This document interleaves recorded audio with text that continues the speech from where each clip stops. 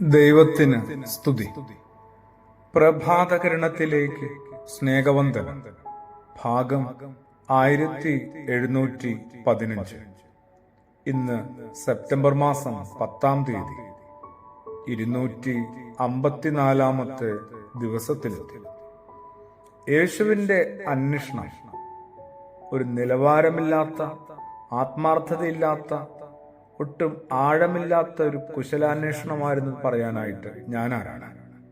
അല്ലെങ്കിൽ അത് കേട്ട് ശരിവെക്കാനായിട്ട് നമ്മൾ ഓരോരുത്തരും ആരാണ്?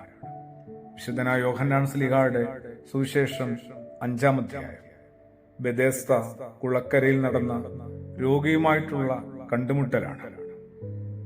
സൗഖ്യമാകാനായിട്ട് നിനക്കിപ്പോഴും ആഗ്രഹമുണ്ടോ?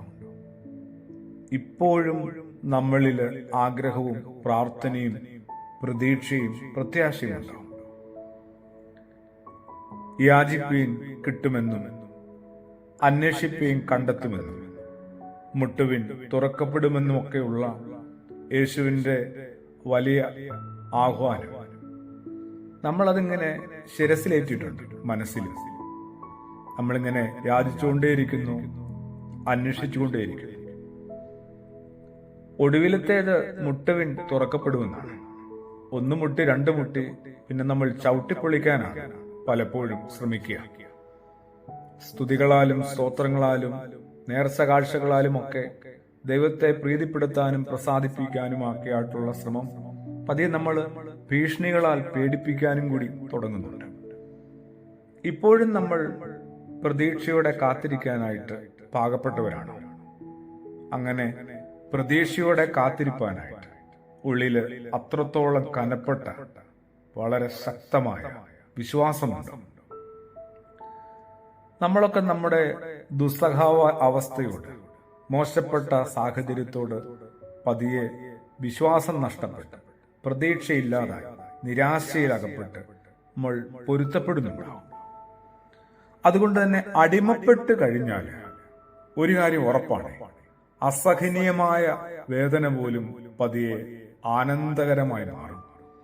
അടിമപ്പെട്ട് കഴിഞ്ഞാൽ ഇഴുകിച്ചേർന്നവയോടെല്ലാം സ്വാഭാവികമായ ഒരു സ്നേഹം തോന്നും, താല്പര്യം തോന്നും, ഭ്രമമുണ്ടാവും. പിന്നെ എത്ര ശ്രമിച്ചാലും അവയിൽ നിന്ന് പുറത്തു കിടക്കാനാവില്ല.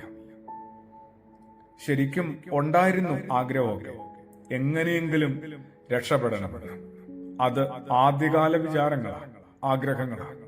ഇപ്പോൾ ആവട്ടെ, എന്തിനാണ് രക്ഷപ്പെടുന്നത്, എങ്ങോട്ടാണ് രക്ഷപ്പെടുന്നത്? അങ്ങനെ സ്ഥായിയായ മറ്റൊരു ഭാവത്തിലേക്ക് ഞാൻ എത്തിയിട്ടുണ്ട്. എന്തൊരു ആപത്ത് നിറഞ്ഞ, അപകടം പിടിച്ച ആത്മീയ ജീവിത അവസ്ഥയാണിത്. അതുകൊണ്ടാണ് യേശു ആ രോഗിയോട് ചോദിക്കുന്നത്, സൗഖ്യപ്പെടാനായിട്ട് ഇപ്പോഴും നിനക്ക് മനസ്സുണ്ടോ? ആ നല്ല മനസ്സ് സൂക്ഷിക്കാനായിട്ട്, അതിൽ നിറയെ വിശ്വാസവും പ്രത്യാശയും നിറയ്ക്കാനായിട്ട് നമുക്ക് പരിശ്രമിക്കാം. ആമേൻ.